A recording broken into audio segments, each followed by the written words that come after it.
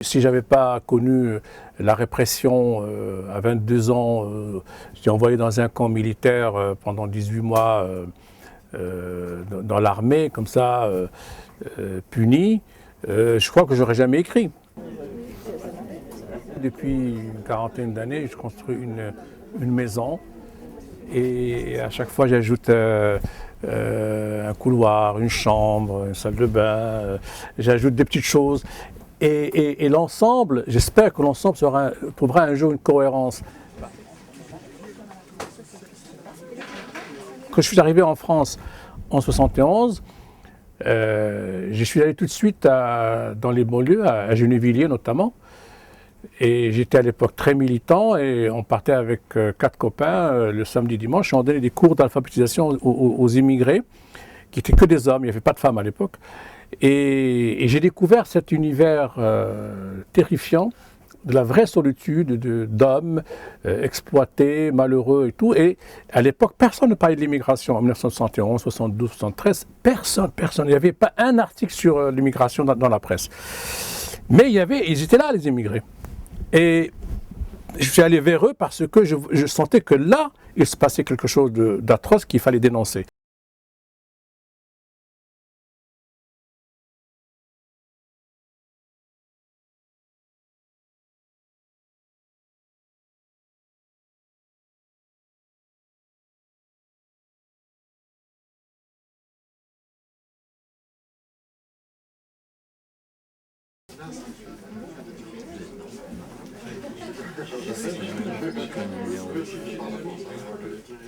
La langue française n'a pas été, en tout cas au Maroc, n'a pas été vécue comme une langue adversaire ou ennemie. Elle a été une langue complémentaire ou une langue invitée. Donc on l'honorait, on la prenait en main, on l'utilisait. Et moi, j'ai jamais eu de mauvaise conscience ou de déchirement. Non, pour moi, c'est tout à fait naturel de m'exprimer dans cette langue parce que ceux qui me demandaient de m'exprimer en arabe me demandaient autrement de me taire. Parce qu'ils savent très bien qu'en arabe, je ne vais pas écrire avec autant de facilité, j'aurai beaucoup de difficultés. Et deuxièmement, je ne vais pas toucher le même public.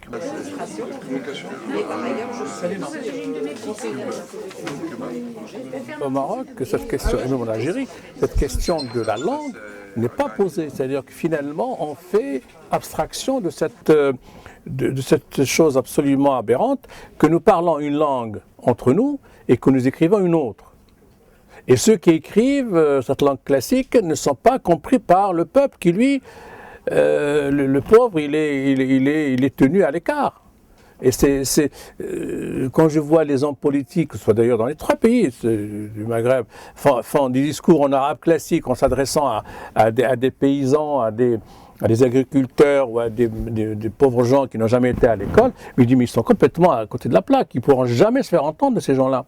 Et pourtant, cette espèce de décalage se maintient parce qu'il y a la peur d'aborder le problème de la langue, parce que le problème de la langue et l'identité, ce sont vraiment des concepts qui peuvent mener vers des explosions, parce que c'est très délicat de parler d'identité et langue.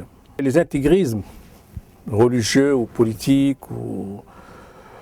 ce qu'ils détestent le plus, c'est les gens qui font le lien entre 2 univers ou 2 cultures. Ils aiment bien les choses bloc comme ça, bloc contre bloc. Et c'est pour ça que la littérature se situe dans ce combat avec ces gens-là. Parce que nous, on n'a que la plume et les livres pour affronter des gens qui sont dans le délire, un délire de plus en plus violent. J'ai beaucoup d'amis marocains. Ce que vous disiez. Je suis dans la culture française et dans la culture marocaine. Je dirais pas arabe en général, mais je dis marocaine parce que c'est une culture multilingue, elle est arabe, berbère, francophone et tout bon. Et donc, je jongle entre les deux. Et il m'arrive parfois quand j'écris que j'ai une panne et des mots m'arrivent en arabe au lieu d'arriver en français. Alors je les écris en arabe en attendant que les choses reviennent. Mais je suis irrigué par cette culture marocaine. la culture, je dis la culture en général, pas uniquement la culture livresque, la culture, les traditions, les coutumes, la manière de vivre des gens, ça me, ce qu'on appelle les gestes quotidiens des Marocains. Et donc, ce sont des choses qui reviennent, qui ressortent dans ce que j'écris.